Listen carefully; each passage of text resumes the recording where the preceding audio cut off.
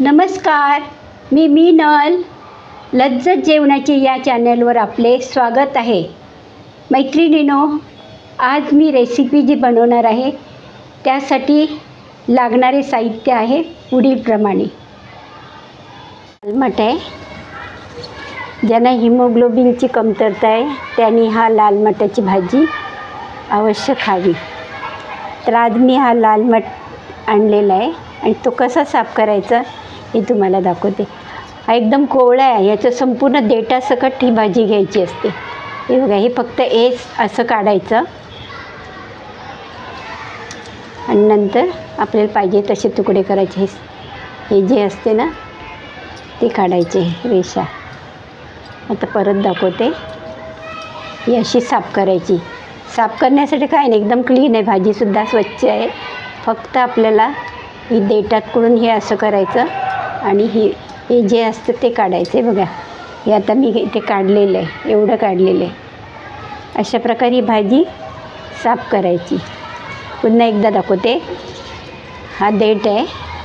हा देठाची पानं काढत नाही बसायचा. हा पूर्ण इथून आपण ते तोडायचं आणि हे बघा, हे असं येते. ते असं नखाने काढून टाकायचं म्हणजे ती भाजी छान लागते.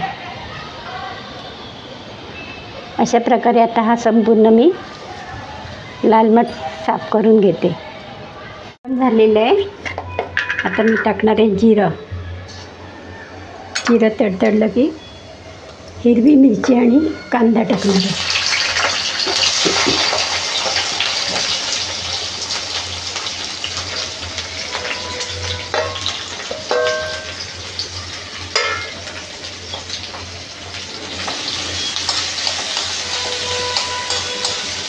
दळून घेऊया.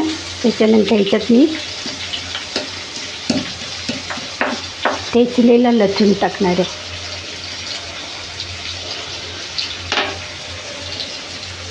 लसूणसुद्धा टाकणार आहे.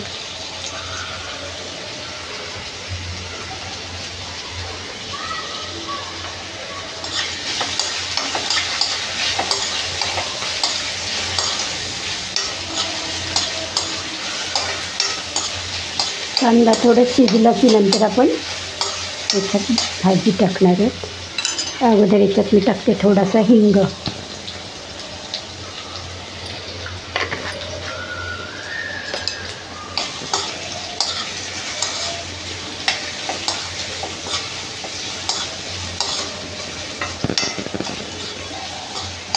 आता हे कांदा थोडा ट्रान्सपरंट होईपर्यंत आपल्याला शिजवायचं आहे. लाल करून नाही घ्यायचं आहे.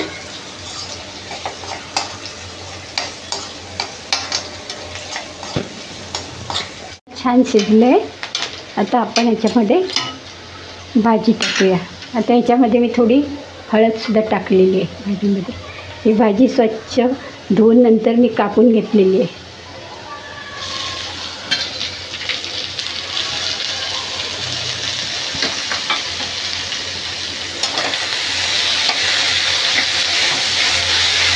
पण ही भाजी शिजत आल्यानंतर मीठ टाकणार आहे.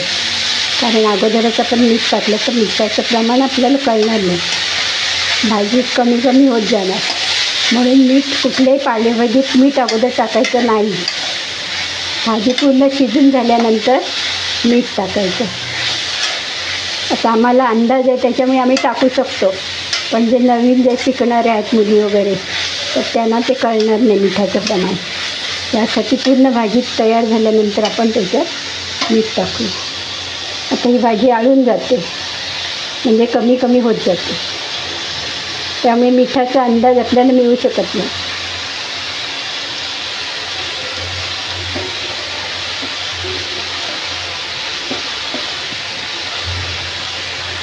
आणि भाज्या घेताना नेहमी आपण माळणीकडून घ्यायच्या. ज्या टोपल्यात भाज्या घेऊन बसतात त्यांच्याकडे भाज्या छान असतात.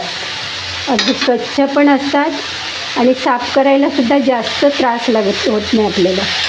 पटकन साफ पण केली जाते. आणि बाकीच्या ठिकाणच्या आपण ज्या भाज्या आणतो पालेभाज्या त्याच्यात खूप कचरा वगैरे असतो. वेगवेगळ्या प्रकारचे पण हे असतात भाज्या. म्हणजे नको असलेली पण भाजी त्याच्यात असते. पण ज्या माळणी असतात त्यांच्याकडे भले आपल्याला जास्त महाग मिळतं, माळणी म्हणा किंवा शेतकरी जे येतात शेतातले भाज्या वगैरे घेऊन, त्यांच्याकडून आपण ह्या भाज्या वगैरे खरेदी करायचा आणि त्यांनासुद्धा 4 पैसे मिळतात.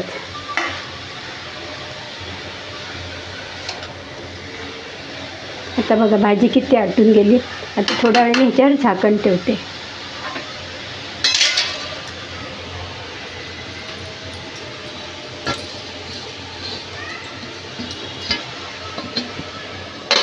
गॅस बारीक करते. आता भाजी एकदम आवळून गेलेली आहे. आता ह्याच्यामध्ये आपण मीठ आता टाकू शकतो. आपण मीठ म्हणजे आपल्याला आता अंदाज येतो किती मीठ टाकायचं. तर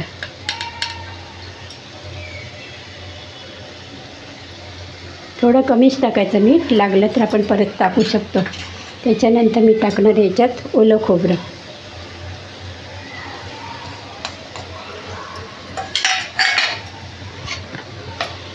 पालेभाज्यांमध्ये कांदा, खोबरं हे जर व्यवस्थित टाकलं तर त्या पालेभाज्या टेस्टला पण छान लागतात. आता थोडा वेळ भाजीला पण शिजवून देऊया. गॅस मी बारीकच केलेलं आहे आणि एक वाफ काढून घेऊया.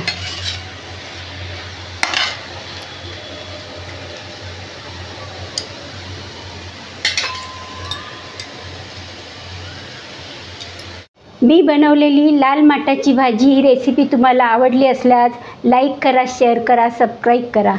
थँक्यू.